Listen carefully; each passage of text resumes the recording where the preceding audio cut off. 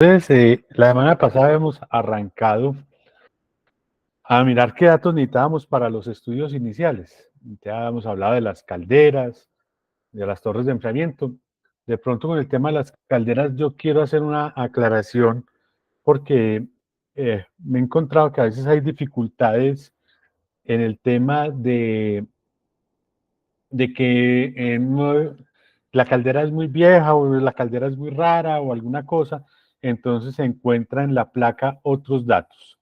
Entonces, a mí a veces me parece que no les queda claro y ustedes no preguntan y no, o no hacen el comentario y lo importante es que todo les quede muy claro a todos, pues, porque la idea es que cuando yo llego al cliente, yo creo que las ventajas que nosotros tenemos es el conocimiento técnico, o sea, el tema del servicio, de esa presencia permanente en nuestros clientes. Y es muy importante eso porque en estos días yo estaba viendo un señor que yo sigo que habla de entrenamiento de ventas y entonces cuando él dice, usted más que los beneficios y las características de su producto, usted tiene que mostrar es sus ventajas. Y las ventajas es esa presencia, en mi concepto, una de las grandes ventajas que tiene IMAS es esa presencia permanente en nuestros clientes, de los visitamos, de hacer los análisis, de decirle cómo van las cosas. Pero eso va acompañado también del conocimiento y por eso es estos comités para que todos eh, tratemos de hablar el mismo idioma, que todos entendamos de qué estamos hablando, ¿de acuerdo? Entonces yo les pregunto a ustedes, si alguien quiere responderme, no tengo forma de ver, si en la caldera no dice por ningún lado la potencia, pero dice 314 kilogramos por hora de vapor, ¿qué significa eso?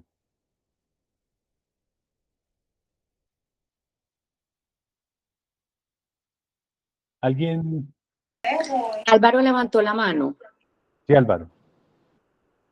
Sí, buenos días. Buenos días, Pues Álvaro. esa es la producción de vapor que tiene la caldera. O sea, la cantidad de vapor que produce por hora. Sí. Con ese dato conociendo el valor de que un BHP produce 34.5 libras, pues con ese dato nosotros hacemos la conversión y obtenemos la potencia de la caldera.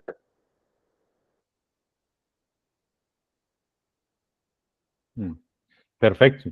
Entonces, si encontramos ¿Aló? ese valor, sí, sí, sí, Álvaro. Aló. Sí, Álvaro, lo escuchamos. No sé si me alcanzaron a escuchar la explicación, es que voy en carretera. Sí, Sí, señor, perfectamente. perfecto, se escuchó. Ok, esa es la que creo yo que es la explicación técnica pues para ese dato. No sé si estoy equivocado. No, está perfecto, Álvaro. Muchas gracias. El, eh, en el caso, por ejemplo, cuando el flujo de vapor lo dan en kilogramos, entonces, ¿qué hacemos nosotros? Eso lo multiplicamos por 2.2 para volverlo libras de vapor por hora. Y se divide entre 34.5 libras de vapor por hora por cada caballo, como decía Álvaro. Entonces, si yo hago esa multiplicación, me va a dar que la caldera es de 20 caballos. No sé si a todos les quedó claro. ¿A alguien no le quedó claro? Esta es la oportunidad de preguntar.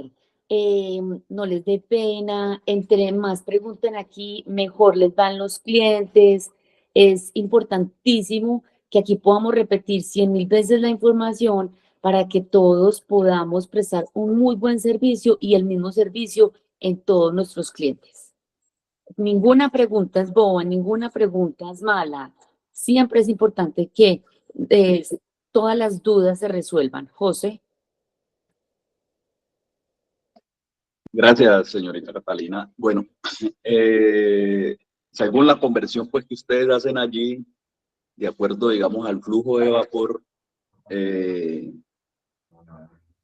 sabiendo de que las calderas, digamos, que no trabajan al 100%, entonces allí también habría que hacer, digamos, otro tipo de análisis para poder acercarse más a a lo real, para mirar a ver realmente de cuánto es la caldera, de cuántos BHP. No de...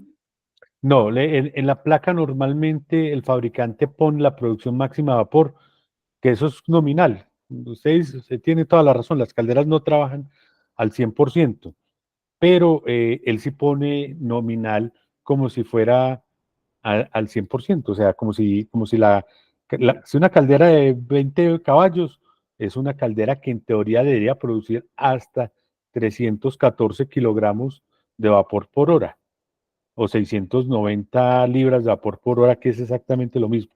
Entonces, él no va a poner el valor que va a producir porque también el vapor que se produce depende de la capacidad instalada. A veces la gente tiene una caldera más grande que de lo que es. Entonces, resulta que yo tengo una caldera de 100 caballos, pero necesito consumirlo de 50 o lo de 60 caballos. Entonces, eso ya es otros análisis que nosotros hacemos, que hablamos con el cliente, pues me dice, no, la caldera trabaja por ahí 8 horas al día, la prendemos un ratico y con el vapor, la presión es capaz de mantenerse en la presión de operación de 100 libras durante media hora, 40 minutos hasta que vuelve a prender. Entonces uno dice, ya, ahí sí la caldera está trabajando a un 70%, a un 60% de su capacidad, a un 80%, pero en la placa el fabricante siempre va a poner la capacidad máxima a la que da la caldera.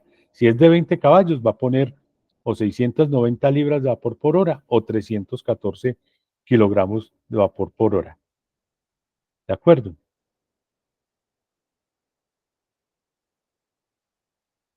Sí, señor, gracias. Listo, José. Bueno, gracias a usted. Bueno, entonces, yo quería hacer como esa aclaración porque a veces uno encuentra es que en las placas de las calderas dice cosas diferentes y no nos da la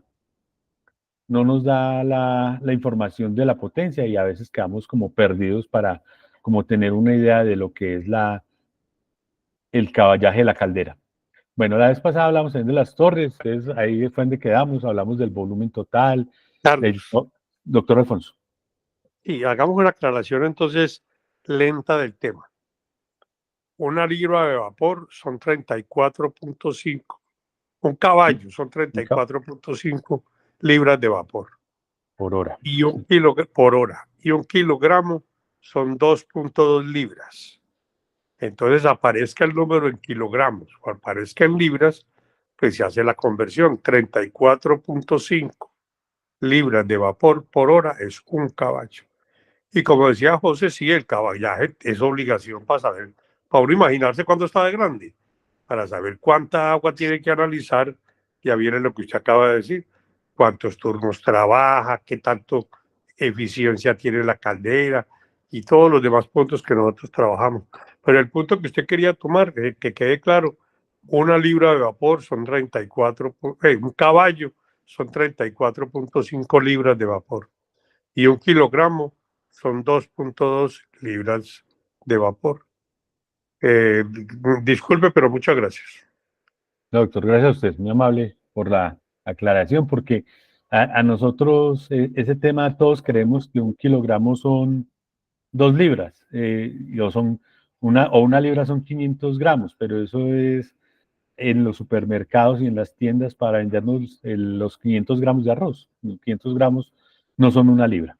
Una libra son 454.6 gramos y por eso se dice que un kilogramo son 2.2 libras. ¿Alguien levantó la mano? Sí, yo. Entre más participemos, mejor. Entre más opinemos, mejor. Entre más estemos pendientes, Carlos se da cuenta que todos estamos poniendo cuidado. Entonces, no se disculpen, por favor, al opinar, que es importantísimo que todos tengamos una lluvia de ideas, que eso nos alimenta un montón. Gracias. Listo. Gracias, Catalina. Perdón, para organizar con José, nosotros teníamos en el estudio inicial, y creo que lo tenemos en la circular de enjuague que habla de la cantidad de contaminantes que le llega a una caldera, una fórmula grandísima que dice tantas libras de vapor, de tantos caballos multiplicado por tantas libras, multiplicado por tantas horas, multiplicado por la eficiencia, multiplicado por las horas. que sería bueno que volviéramos algún día a tratar esa fórmula, porque da mucha claridad sobre la cantidad de agua que le entra a una caldera. Muchas gracias otra vez. Listo, perfecto. Perfecto. Vamos a revisar lo de la fórmula para la próxima y lo vamos mirando, o unas próximas capacitaciones. Bueno, entonces en las torres de enfriamiento habíamos hablado del volumen total del caudal, de la diferencia de temperaturas, caudal de recirculación, la metalografía, la calidad del agua, los tipos de purga que tienen, para qué usan el agua, pues porque eso nos da una idea muy general de qué necesitan ellos y cómo los podemos asesorar mejor, cómo los podemos ayudar. Entonces, nos quedamos pendientes de otros equipos como los chillers, los condensadores evaporativos y el banco de hielo. Entonces, en el chiller, ¿cuáles son los datos importantes que requerimos a la hora de hacer un estudio para el chiller? El volumen total. A veces le dicen a uno, tengo un chiller de 5 toneladas o de 10 toneladas. Entonces, a eso le da a uno la idea general de qué tan grande es el chiller. Pero resulta que en los equipos de enfriamiento, como conversamos la semana pasada, uno le dice una caldera de 100 caballos y uno sabe el volumen, la cantidad de agua o la cantidad de vapor que produce, entonces por ende la cantidad de agua que va a gastar una caldera de 100 caballos en 24 horas o alguna cosa. Pero los sistemas de enfriamiento, también lo decíamos, que cada empresa hace sus instalaciones de acuerdo o a unos cálculos que les hicieron el que les vendió la máquina en la cual se va a usar la torre o el chiller, o de acuerdo hasta en las creencias y en la experiencia que tiene el ingeniero jefe del proyecto que trabaja en ese momento en la fábrica. Le dice, no, a mí no me gusta, a mí me gusta tener agua de sobra para que no tengamos ningún inconveniente, que nos vayamos a varar que porque se quedó el agua o porque el agua no se enfrió lo suficiente, ¿ya? O a mí me gusta que el agua caliente se mezcle con el agua fría para tener una mejor eficiencia o para que la torre consuma menos energía, entonces hacen el circuito raro, entonces dividen el tanque y en el tanque entonces llega el agua caliente a un agua que está ahí eh, almacenada, y entonces normalmente les llegan unos cantidades, entonces tienen, no sé, 20 o 30 metros cúbicos para que en la mezcla se enfríe parcialmente el agua y ahí la toma la bomba y la sube a la torre, que para que el delta de temperaturas no sea sino de 1 o 2 grados o 3 grados, entonces eso va a ahorrar en el consumo de energía de la torre, del ventilador, de las pérdidas de agua y todas las cosas, y lo pasan a un tanque de agua fría. Entonces, a uno le dicen, sí, 5 toneladas, 10 toneladas, 50, 300 toneladas de refrigeración, pero a eso uno no le dice nada en las torres y en los chillers, vuelvo a aclarar, porque uno no sabe cuánta agua realmente están moviendo, porque no, yo tengo un chiller de 5 toneladas, pero tengo 6 metros cúbicos de agua. Y un chiller de 5 toneladas es un chiller que se usa usualmente para una sola inyectora en el caso de los plásticos, por ejemplo. En las instalaciones modernas tienen como han cogido como la costumbre o la idea de que a cada máquina le tienen su chiller. Entonces, la inyectora trae el chiller y el chiller lo trae de 3 toneladas, de 5 toneladas. Entonces, el chiller es pequeñitico, es supremamente pequeño y es para mover el enfriamiento de una máquina. Pero no falta el que compra un chiller de 5 toneladas para pegárselo a 3 o 4 inyectoras. Entonces, ¿qué es lo que hace el señor?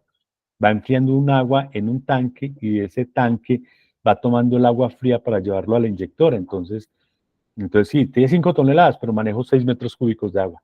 O tengo 5 toneladas y manejo lo que maneja normalmente un chiller de 5 toneladas, 100 litros o 200 litros de agua, ¿no? 200 litros de agua. Entonces, el, es muy importante como ser un poquito más insistentes en el tema de, bueno, ¿usted cuánta agua maneja? No tengo ni idea. Venga, pero démosle una vuelta. ¿Usted maneja tubería de qué tamaño? Entonces, la tubería es de 4 pulgadas o de 6 pulgadas o de 2 pulgadas. Entonces, uno calcula los volúmenes totales y cuánto es la longitud de la tubería para poder calcular el volumen total que maneja el agua del chiller.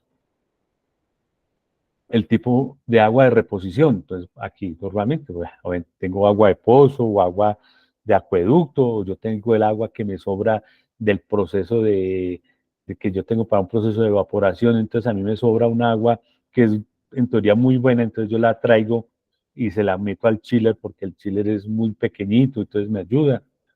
Entonces, eso es lo importante. La gente cree que los chillers, por ser volúmenes cerrados, nunca reponen agua. Y eso es totalmente falso. No, esto es un sistema cerrado. Y la reposición es cero, sí, señor, la reposición es cero. Yo le aseguro que si uno cierra todos, comenzando porque todos los chillers tienen al tanquecito que tienen al lado, tienen un flotador. Entonces, y ese flotador lo que hace es mantener el nivel del tanque. Entonces, si uno cerrara realmente la entrada de esa reposición, el nivel del agua en el tanque va disminuyendo. Obviamente no va disminuyendo a la velocidad que disminuye el tanque de una torre de enfriamiento o de un condensador evaporativo, pero se va disminuyendo. Entonces, cualquier reposición ocurre. Que entre otras cosas, eso es parte para la pregunta que hacía José la semana pasada, que qué pasaba si le aplicaba la, cada 6 meses, ¿no? Porque la reposición siempre va a haber reposición diaria o semanal o mensual, pero ellos la deben tener cuantificada. A mí semanalmente ese chiller se toma 500 litros o consume 300 litros. Y si el chiller es muy grande, no, ese chiller semanalmente puede consumir 3 o 4 metros cúbicos de agua. Entonces ya estamos hablando de volúmenes importantes de reposición. Nosotros en la zona aquí en Bogotá tenemos un cliente que se llama Durman. Durman es un fabricante de tubería de PVC, una multinacional, y tiene 3 chillers. Creo que los chillers son alrededor de 100 toneladas cada uno y todos los tienen pegados a 2 tanques, como mencionaba yo ahorita, de un tanque de agua fría y un tanque de agua caliente. Y los tanques están abiertos a la intemperie. Entonces, le cae agua lluvia, le cae mugre, pero también por efectos de la radiación solar tienen ciertos niveles de evaporación. Entonces, eso hace que si haya un determinado número de pérdidas importantes.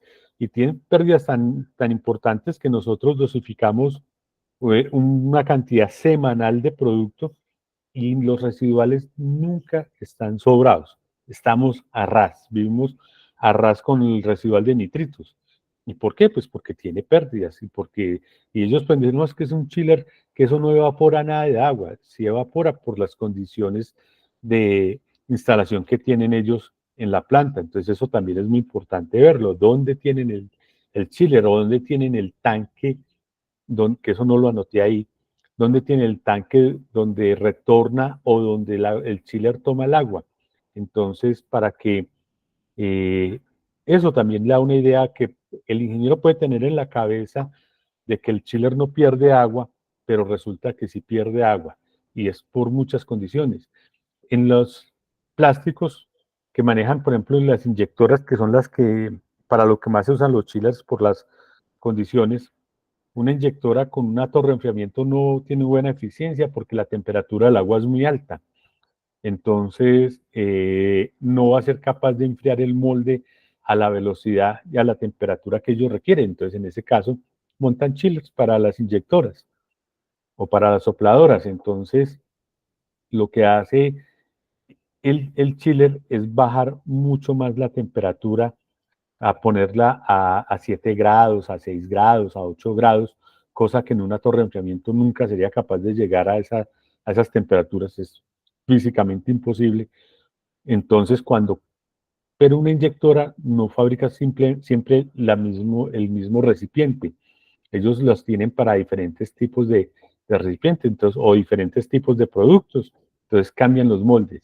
Y en el desacople, las mangueras que van pegadas a los moldes, que es donde está la refrigeración, se pierde agua. Entonces, si yo cambio el molde cada 8 días, cada 15 días, va a tener necesariamente pérdidas de agua y generalmente son pérdidas importantes de agua, sobre todo en esos sistemas tan pequeños. Entonces, por eso es muy importante ver el volumen de reposición o hacerle un cálculo al ingeniero, decirle, no, ¿usted cuánto debe perder? Yo creo que usted pierde, no sé, 200 litros semanales en ese chile. Y el tipo, yo creo que un poquito más. Entonces él comienza a aceptar.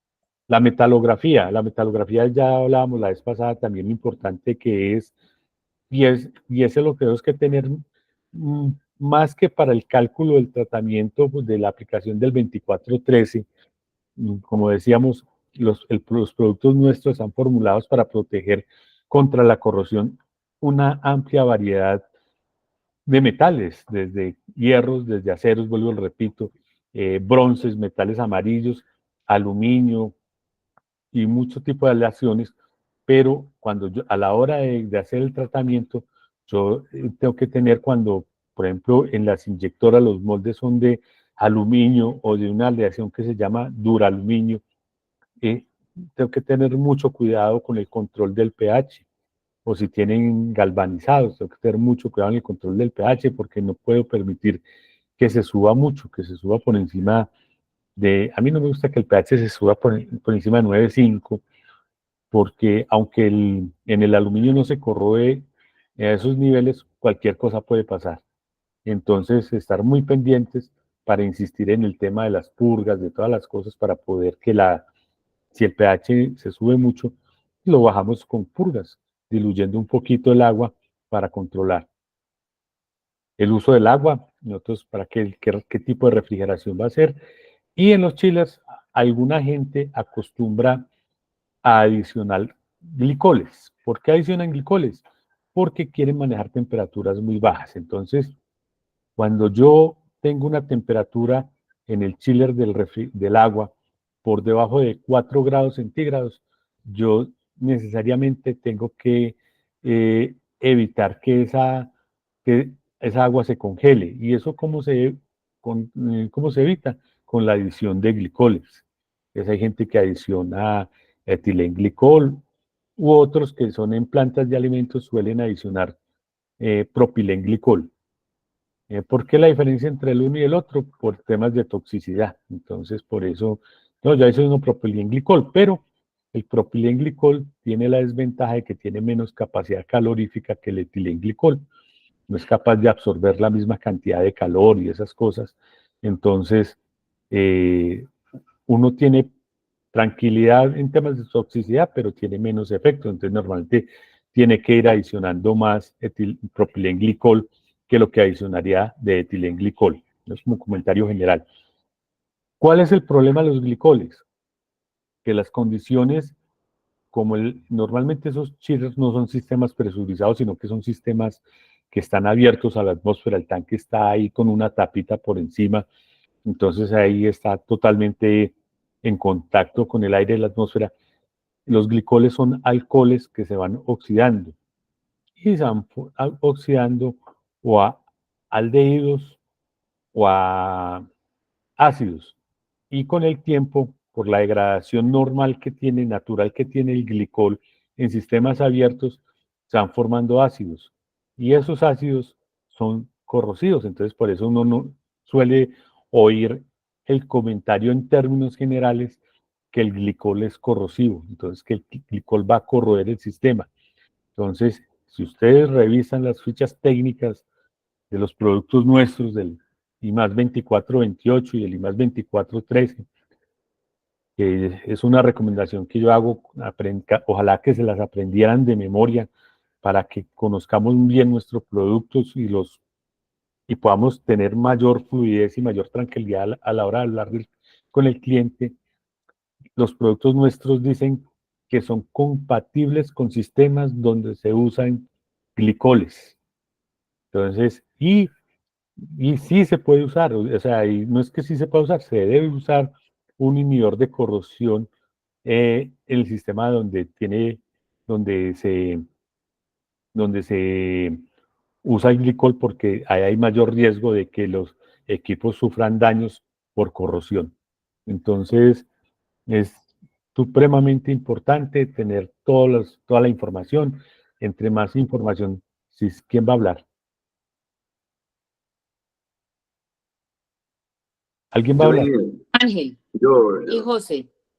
No sé quién va primero. eh, Sí, José. para, digamos, el agua glicolada, donde se utilizan glicoles, ¿con qué periodicidad se deben utilizar, digamos, los productos químicos, el inhibidor de corrosión e incrustación?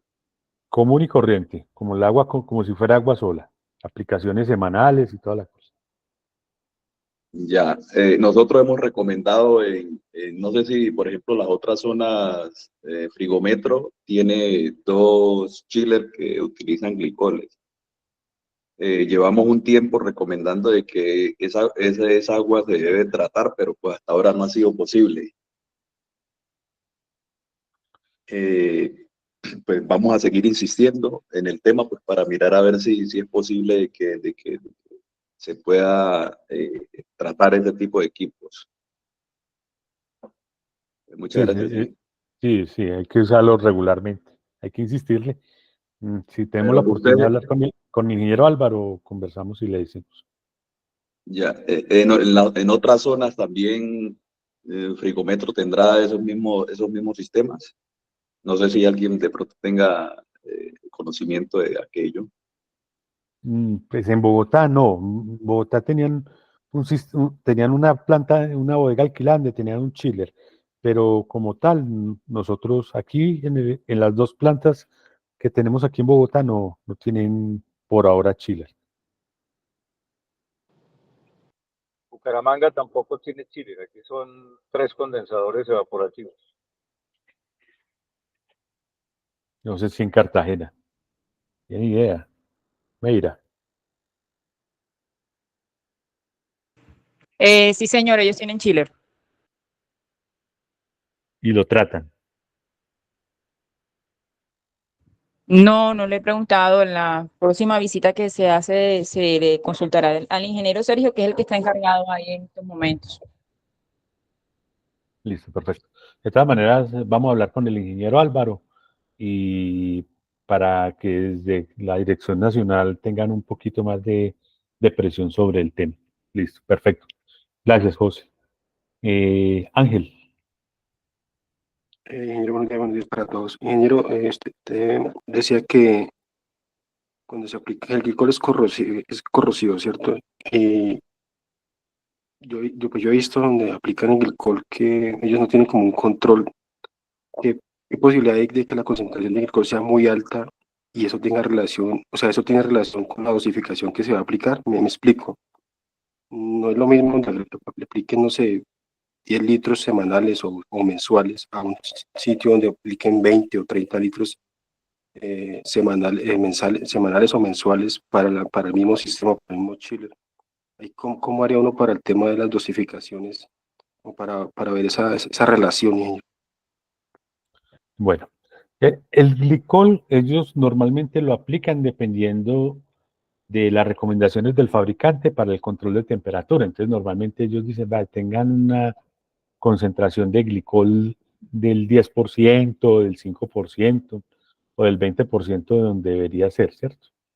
Entonces, nosotros usualmente lo calculamos como si fuera agua normal, pero si usted ve que la concentración de glicol es más alta, mmm, sí, se podría aplicar un poquito más de producto, tener en cuenta la concentración de glicol para calcular el producto.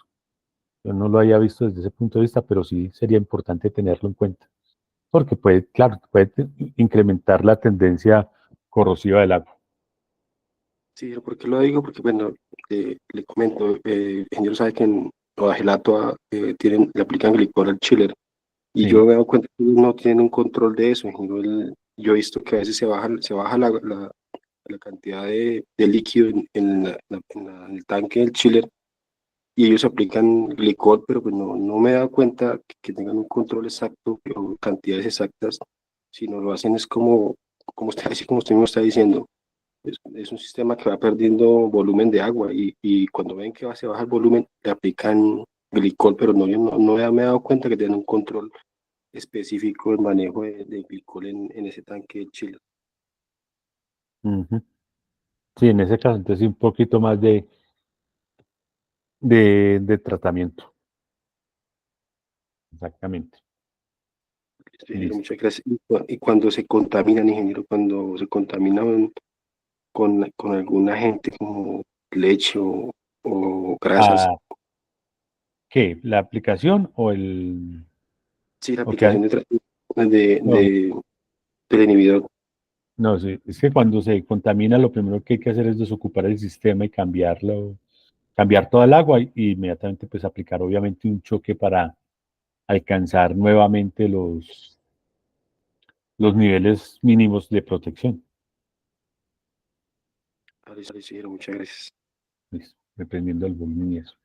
Giovanni, Buenos días, ingeniero. Mi pregunta es con respecto al tema del glicol. Para un chiller de 5 toneladas, ingeniero, ¿qué cantidad de glicol habría que aplicarle? ¿Y cómo sería el tema de la aplicación? Si semanal, sería un tema de mensual. Que quería preguntar al respecto sobre ese tema. Bueno, ahí volvemos con el tema de ahorita. 5 toneladas, pero hay dos preguntas que hay que hacer. ¿Cuánto volumen y cuánto es la temperatura? O sea, ¿cuánto quieren descender el punto de congelación del agua? O sea, ¿a qué temperatura va a trabajar el agua? Entonces, dependiendo de esas variables de temperatura de congelación y de volumen del circuito como tal, eso va a determinar la cantidad de glicol. ¿Cada cuánto se hacen? Como cada que cambie esa concentración. Entonces, lo que pasa es que en las empresas deberían tener, ¿no?, o por densidad o por índice de o por medición del índice de refracción, se van calculando las concentraciones de glicol que hay en el agua. La mejor es el índice de refracción. Entonces, cuando ese índice de refracción cambie, varíe, entonces en ese momento deben aplicar glicol. Entonces, no hay decir cada tanto, cada 8 días, cada 15 días tienen que aplicar glicol, no. Es dependiendo de las condiciones que tenga cada empresa y de las mediciones que ellos hagan.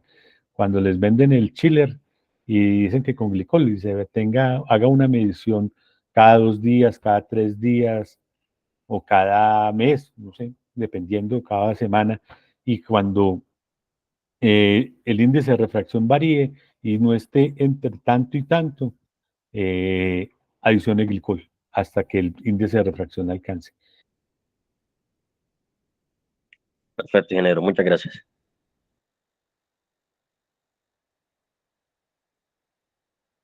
El tratamiento químico nuestro, nosotros estamos adicionando un producto de mayor densidad que el agua, entonces va a cambiar la densidad. Entonces, normalmente esos glicoles se vienen con índice de refracción. Entonces, ¿y le quedó claro, Giovanni? ¿O muy enredada la respuesta? No, sí, señor. Muy claro. Me imagino que tengo que tener en cuenta las dos partes iniciales que usted me comentó, y es el tema de la temperatura que desea trabajar como tal y el volumen del agua, ¿cierto? Sí, señor. Sí, señor. Perfecto, ingeniero. Gracias. Bueno, Santiago, Buenos días para todos. Ingeniero, una consulta. Pues ya despejando las dudas que han visto mis compañeros, el glicol también es lo que se conoce como etilenglicol. ¿Es como lo mismo o es algo diferente? es exactamente lo mismo. Es uno de los glicoles. Los glicoles es eh, un nombre que se le da a moléculas que tienen más de un grupo, más de dos o más grupos funcionales de alcoholes en la molécula. El etanol, que es el alcohol que se usó en la pandemia para desinfectar y es el que se usa los fines de semana, los que les gusta tomarse sus traguitos. El etanol en la molécula tiene un solo grupo funcional OH. Ese grupo funcional OH es alcohol. Entonces, cuando en la molécula hay dos grupos funcionales, si yo a ese etanol que me tomo le pongo otro grupo funcional OH y ya queda con dos grupos funcionales OH, ese ya es el etilenglicol. Entonces, El glicol es para todos los polioles. Entonces hay etilenglicol, dietilenglicol, propilenglicol, polipropilenglicol. La glicerina es un glicol. Entonces, porque la glicerina es una molécula de 3 grupos OH. Entonces, todos esos son lo que se denominan glicoles. Entonces, el etilenglicol es uno de ellos. Bueno, ¿alguien más va a decir algo? No, nadie más tiene la mano levantada. Bueno, entonces, en términos generales, esto es lo que necesitamos para el chiller. Fundamental, el volumen total. A veces nos mandan la fotografía y nosotros quedamos en las mismas. Adivinar cómo es. Entonces, tratar de obtener la mayor información que se pueda tener sobre los equipos. Por eso yo repito, muchas veces uno en la primera visita no tiene la información necesaria para presentar el estudio. Pero la primera visita es la oportunidad para ganar confianza de que nosotros sí sabemos, de que nosotros entendemos, de que con las preguntas que yo le hago al ingeniero y con lo que yo observo en los equipos, puedo darle pie para una segunda cita mientras conseguimos los datos o mientras que nos da la vuelta o podemos ir a hacer las mediciones que queremos. Condensadores evaporativos. Los condensadores evaporativos son circuitos de agua que no van ahí. El agua está en el mismo punto porque ahí es donde hace el trabajo. ¿Y qué necesitamos?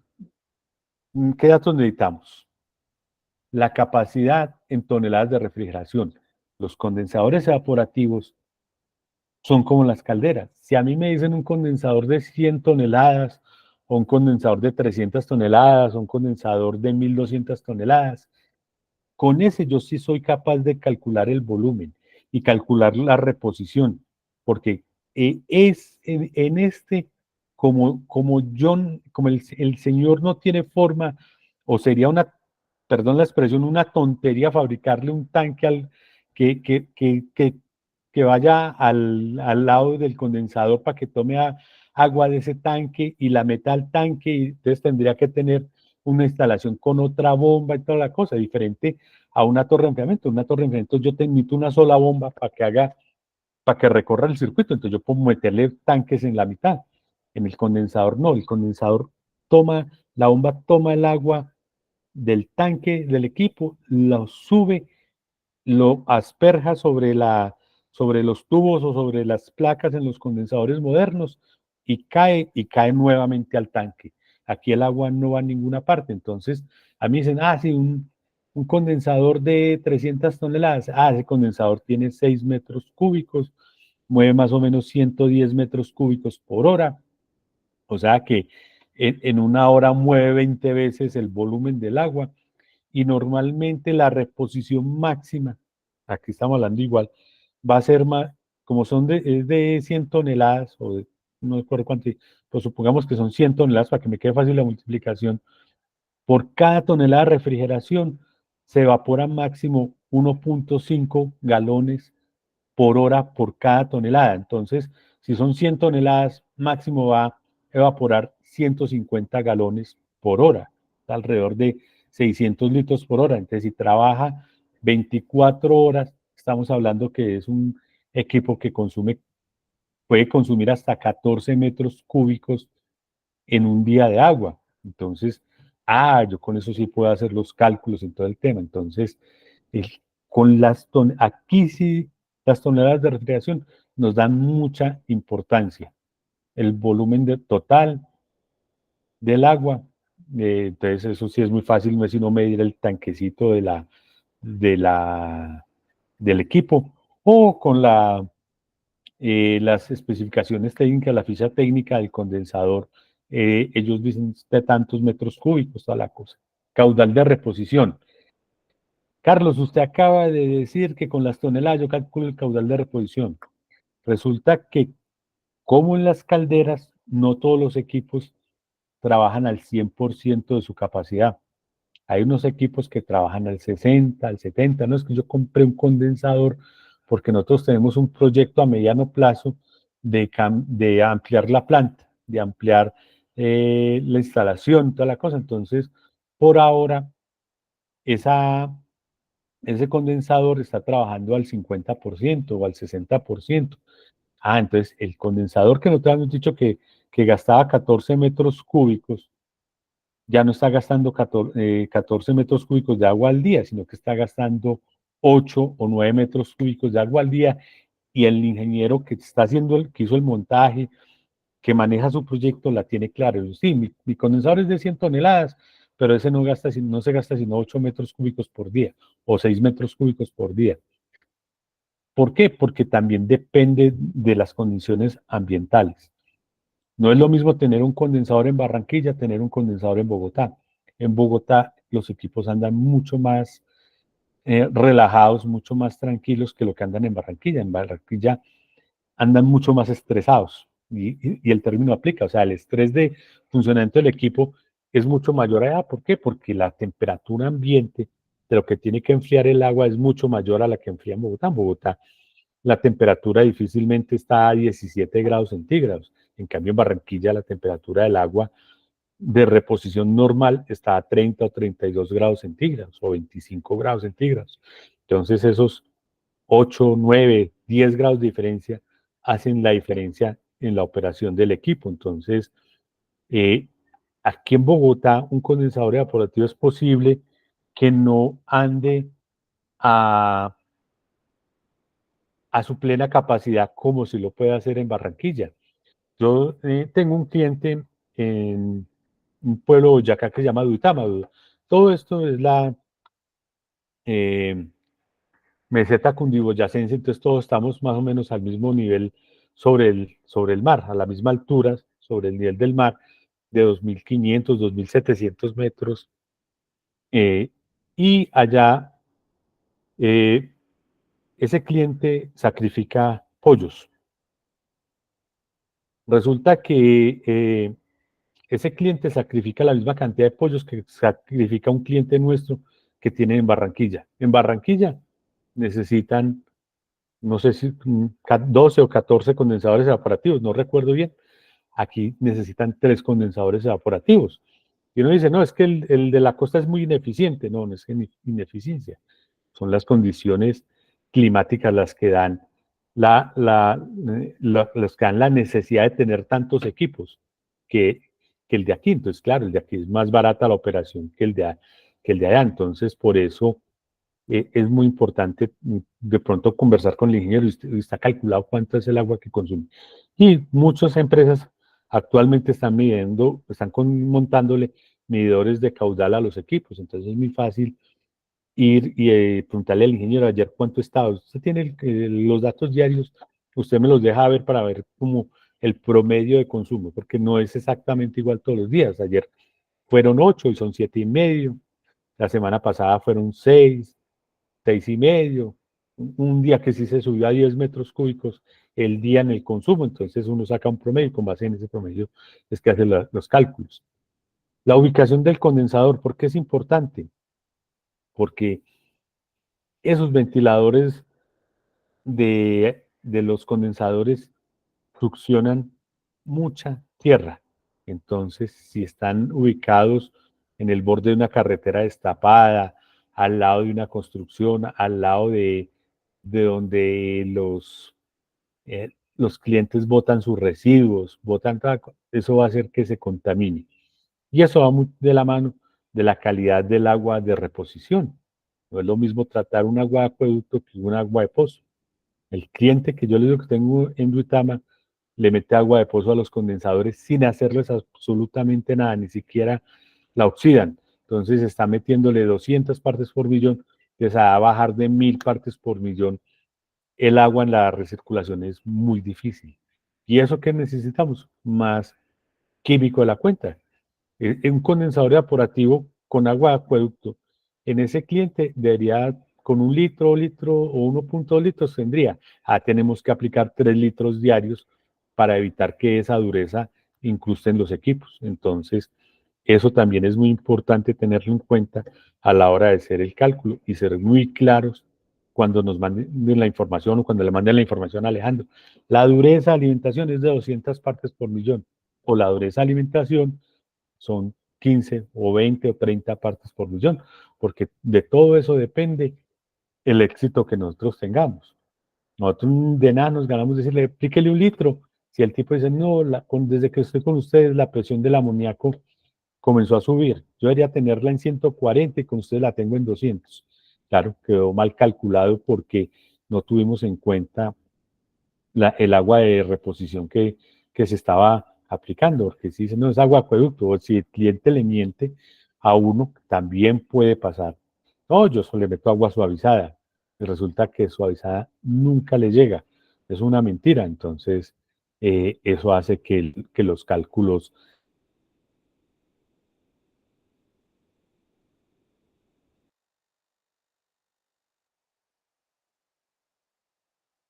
y son condensadores que con 2 litros, o creo que es 1,5 litros o 2 litros diarios, están suficientemente protegidos y los equipos se mantienen en muy buenas condiciones. ¿Por qué? Pues porque ellos suministran una calidad del agua muy buena comparada, por ejemplo, con la calidad del agua del señor de Uitama que le saca el agua del pozo y se la echa, tal cual a los equipos. Entonces, Carlos, señor. una pregunta. Usted comentó ahorita que el lugar no pues, geográfico, sino físico, pues donde está, si está en una carretera y tal, afecta un condensador. Si un cliente nos pregunta a nosotros dónde es mejor poner un condensador, si en la parte externa donde pasa la carretera que está, digamos, despavimentada, o en la parte interna donde hay pues varias paredes alrededor, ¿qué sitio es mejor? Porque yo pensaría que de pronto afuera tiene mejor conducto de aire, pero tiene más suciedades, cuando adentro pues puede tener menos suciedad, pero eh, menos cantidad de aire que le pueda entrar. Entonces, ¿cuál sería como la buena recomendación? Yo le mando a hacer un roto al techo en la mitad de la fábrica y lo monto ahí, monto una plataforma en toda la mitad de la fábrica y le mando a hacer un roto al techo y se montan como unas especies de chimeneas. Eso es lo que hace normalmente la empresa. Como lo que tiene, yo no sé si usted recuerda Hielo Santa Fe, Alejandro. Pero lejos de la caldera, ¿no? Sí, y lejos de la caldera. No Sí, sé sí, qué sé cuál es Hielo Santa Fe, sí, allá sé cuál me habla, sí, señor. que ellos les pusieron una especie de chimeneas cuadradas para que dirija el flujo del aire.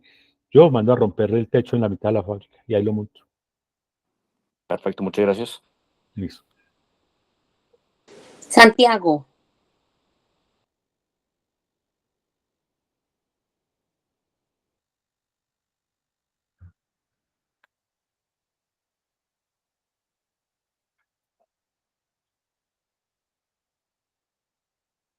Santiago iba a decir algo.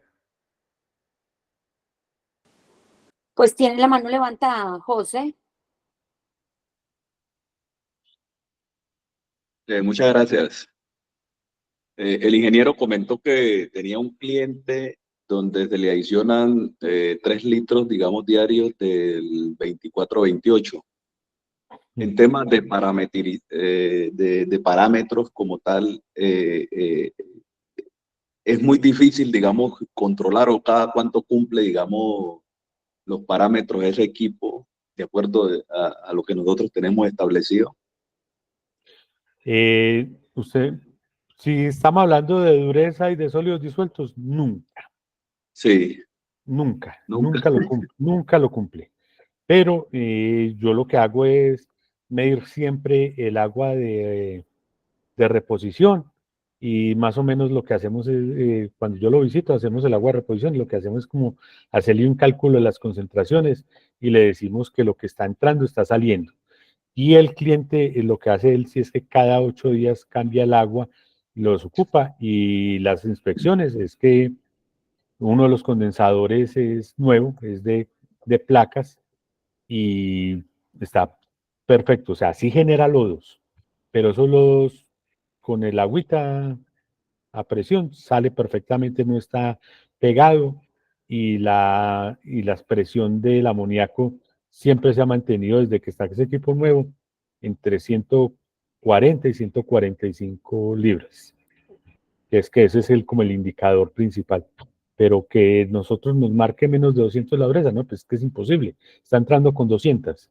Ya con la sola reposición, ya pasó el parámetro. Entonces lo que nosotros hacemos es tener en cuenta como las concentraciones que tienen y verificar que si esté en el agua de recirculación lo que debería tener.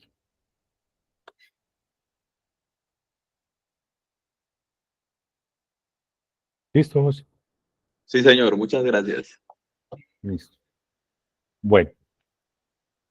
Y en el banco de hielo, pues en teoría es mucho más fácil. Entonces aquí lo que necesitamos es el volumen total, que es muy fácil medirlo. El tanque de hielo es un tanque. Medir largo por ancho por altura y eso nos da un volumen. Obviamente yo entiendo que adentro hay tubos y todo el tema, entonces uno supone que la mitad del volumen del tanque es tubería y la otra mitad es el agua. Entonces si dice, no, es que a mí me da que tiene 30 metros, es posible que el tanque del banco de hielo solo tenga 15 metros cúbicos. Y con eso lo que nosotros es aplicarle el producto del 2130, que es inhibidor de corrosión, que es principalmente el problema que se genera en los bancos de hielo, el material de fabricación del equipo. Hay unos equipos que son en acero inoxidable, otros que son en hierro y tienden a oxidarse más fácil, y el tipo de agua que se usa en el banco de hielo, o sea, si es agua de acueducto o es agua de un lago, de un río, o no, es que yo compro el agua y me la traen, entonces es importante también hacer la caracterización de esa agua, pues nosotros nos queda muy fácil hacer el análisis de dureza, de pH, sólidos disueltos y alcalinidad y hierro. El banco de hielo es como el que menos problema tiene, aunque el agua va y circula por los equipos, pero no debería tener ningún inconveniente por las condiciones, que es agua supremamente fría, casi que a punto de congelación. Bueno, estos son como los datos que tenemos que tener en cuenta. Ojalá todos seamos muy juiciosos a la hora de recopilar, ¿no? Llevarlos anotados, llévenlos anotados, porque uno muchas veces en medio de la conversación con el ingeniero a veces se le olvida, se me olvidó preguntarle al ingeniero de que los moldes de qué eran, se me olvidó preguntarle tal cosa, se me olvidó decirle tal otro. Entonces es muy importante. ¿Alguien levantó la mano? Sí, Álvaro. Sí, yo, Carlos, una pregunta. Yo tengo un condensador evaporativo en donde se me está presentando una situación muy particular. Estoy entrando el agua de alimentación con un pH de 7,8, a veces 8. Y en el agua de recirculación el pH me baja a 7,1, 7,2, a veces 7. ¿Qué puede estar pasando aquí?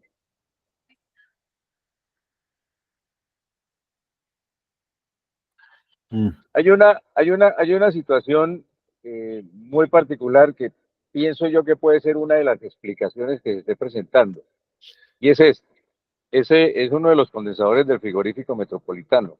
Las instalaciones del frigorífico quedan más o menos a unos 500 metros, metros más, metros menos, de una planta de tratamiento de aguas residuales, una PETAR, que es donde se tratan todas las aguas residuales de Bucaramanga.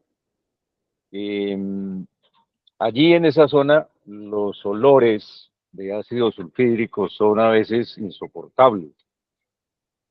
Entonces es posible que se esté generando allí una situación, entre comillas, de lluvia ácida, que de pronto esos vapores de ácido sulfídrico se estén condensando y estén cayendo, porque una de las particularidades también que yo he observado es en los equipos que tienen ellos metálicos, se observan unos punticos de oxidación en el metal. Pues es posible que se esté presentando esa situación. Sí, claro, perfectamente posible. Y es más, es la única explicación que encontraría, porque, digamos, si el problema fuera que hubiera una fuga de amoníaco, el amoníaco al Sube el entrar pH. en contacto con el agua se forma hidróxido de amonio y el pH se sube impresionantemente. Entonces, lo único es el ácido sulfídrico.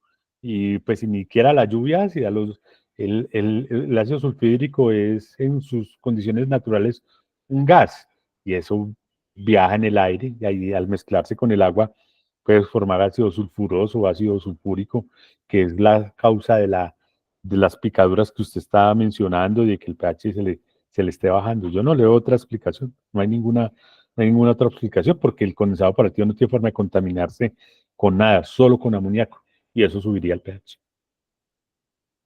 Y Sí, no, porque es que pues estoy hablando de un condensador y el circuito del agua es allí mismo. O no sea, hay forma de que contamine con nada, con el y el agua ambiente. lo que está, exacto, y el agua lo que está refrigerando es unos unos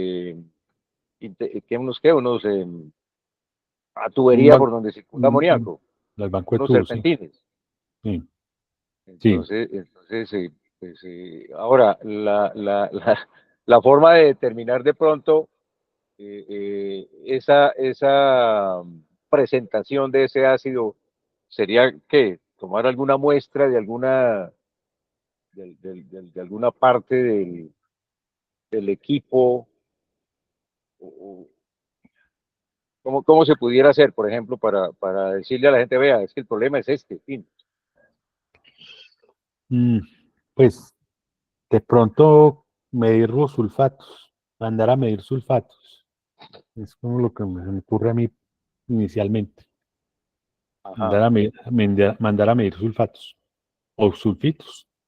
Usted le mide sulfitos y tiene sulfitos. El sulfito no tiene otra forma de salir sino la reacción del ácido con el agua. Es como lo medirle los único, sulfitos. de pronto, sí, porque en determinado proceso el ácido sulfhídrico se oxida o ácido sulfuroso o ácido sulfúrico. Y el ácido sulfuroso son sulfitos.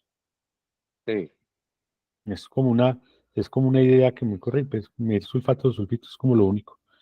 Pues y ya hay el solo hecho de que el pH es que en 7 euros ya está a punto de entrar a nivel ácido, pues cierto, sí, no está ácido porque seguramente el tratamiento del 24, el del 22-28, que es lo que usan allá, no sí, no deja que baje más. no deja que baje más. En caso tal de que la situación persista y toda esa vaina, pues habría que aumentarle la dosificación del 22-28, Sí, señor, exactamente. como para tratar de nivelar sobre todo el pH. Sí, exactamente. Ah, ok. Para que, Listo, para que el Carlos, pH, gracias. no olvide que el pH en metales de hierro y aleaciones del hierro, entre un poquito más alcalino es mejor la protección contra la corrosión. Entonces, por eso es mejor tener el pH, ojalá sobre 8. De acuerdo, ok. Listo, Carlos, Listo, gracias. listo, bueno. ¿Algún otro comentario?